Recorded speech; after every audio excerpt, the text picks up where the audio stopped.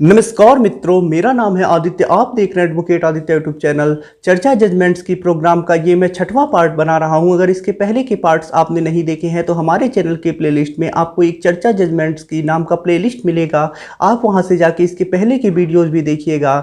मैं अपने इस प्रोग्राम में आपको हाई कोर्ट और सुप्रीम कोर्ट के मैट्रिमोनियल केस से रिलेटेड जो भी जजमेंट्स आते हैं उनके बारे में आपको बताता हूँ कि अगर आपका ऐसा ही सेम मामला है तो आप भी इस जजमेंट का फ़ायदा उठा सके। तो मेरा ये प्रोग्राम आप लोगों के लिए काफी ज्यादा उपयोगी होगा, क्योंकि मेरे इस प्रोग्राम के जरिए आप लोग हाई कोर्ट और सुप्रीम कोर्ट के क्या जजमेंट्स आते हैं मैट्रिमोनियल केस से रिलेटेड उनके बारे में जान सकेंगे। हाई कोर्ट और सुप्रीम कोर्ट के क्या रुख है मैट्रिमोनियल केस में उनके बारे में आप जान सकेंगे। तो मेरे इस प्रोग्राम से आपको बहुत सारी चीजें सीखने को मिलेंगी। आज के जिस जजमेंट के बारे में मैं आपसे बात करने वाला हूं वो 125 सीआरपीसी यानी मेंटेनेंस केस से रिलेटेड है, और वो माननीय सर्वोच्च न्यायालय के द्वारा सुनीता कछवाहा बनाम अनिल कछवाहा के केस में दिया गया था। इस केस में कुछ ऐसा मामला है कि सबसे पहले पत्नी 125 सीआरपीसी में मेंटेनेंस के लिए फैमिली कोर्ट में अप्लाई करती है।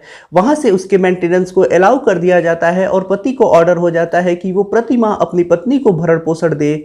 उसके बाद जो पति होता है वो हाई कोर्ट जाता है, और हाई कोर्ट जाने के बाद हाई कोर्ट पत्नी के मेंटेनेंस को बंद कर देता है। उसके बाद पत्नी इस बात से खुश नहीं होती है और वो सुप्रीम कोर्ट जाती है। उसके बाद सर्वोच्च न्यायालय में पति की तरफ से दलील दिया जाता है कि जो पत्नी है वो एक योग्य महिला है, अच्छा खासा पढ़ी लिखी है, उसने स्नातकोत्तर तक पढ़ाई की है और साथ ही साथ वो एक कॉलेज में भी पढ़ा रही है। तो सर्वोच्च न्यायालय इस चीज पे कहता है कि अगर आपकी पत्नी है वो पढ़ी लिखी है, स्नातकोत्तर तक पढ़ाई की है, तो ये नहीं माना जा सकता है कि वो अपना खर्चा चलाने में सक्षम है या फिर अपना खर्चा उठा सके। यानी साफ शब्दों में अगर मैं आपको बताऊं तो अगर आपकी पत्नी पढ़ी लिखी है तो ऐसा नहीं माना जा सकता है कि वो अपना खर्चा चला सकती है।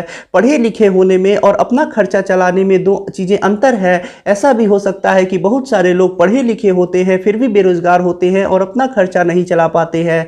तो यहाँ पे यही चीज सुप्रीम कोर्ट भी कहता है कि अगर आपकी पत्नी पढ़ी लिखी है तो ये नहीं माना जा सकता है कि वो अपना खर्चा चलाने में सक्षम है। और दूसरी बात, वो पढ़ाती है और कुछ अर्निंग करती है, तो सुप्रीम कोर्ट कहता है इस पे कि इसके किसी प्रकार के कोई सबूत नहीं दिए गए हैं। और साथ ही साथ सुप्रीम कोर्ट ये भी कहता है कि अगर आपकी पत्नी कुछ कमा ले रही है, थोड़ा बहुत वो अर्निंग कर रही है, तो इसके आधार पर पत्नी के मेंटेनेंस केस को खारिज नहीं किया जा सकता है। तो यहाँ पे यानी सुप्रीम कोर्ट ने दो बातें स्पष्ट की हैं। पहली तो ये कि अगर आपकी पत्नी पढ़ी लिखी है तो आप इसके आधार पे उसे मेंटेनेंस देने से नहीं बच सकते हैं। और दूसरी बात ये है कि अगर आपकी पत्नी थोड़ा बहुत कमा ले रही है, यानी ट्यूशन पढ़ा के 1000-2000 कमा ले रही है, तो आप इसके आधार पे भी अपनी पत्नी को मेंटेनेंस देने से नहीं बच सकते हैं। अपना खर्च चलाने में और थोड़ा बहुत कमाने में अंतर होता है। तो सुप्रीम कोर्ट के इस एक ही जजमेंट में पति के लिए दो बुरी खबरें आ गई हैं कि अगर पत्नी पढ़ी लिखी है तो भी वो मेंटेनेंस ले सकती है, और साथ ही साथ अगर थोड़ा बहुत कमा ले रही है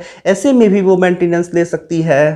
तो अब थोड़ा पतियों को संभल के रहना होगा और इस चीज को भी ध्यान में रखनी होगी। इस जजमेंट का लिंक आपको डिस्क्रिप्शन में मिल जाएगा, आप वहां से जाके इस जजमेंट को पढ़ सकते हैं और साथ ही साथ डाउनलोड भी कर सकते हैं।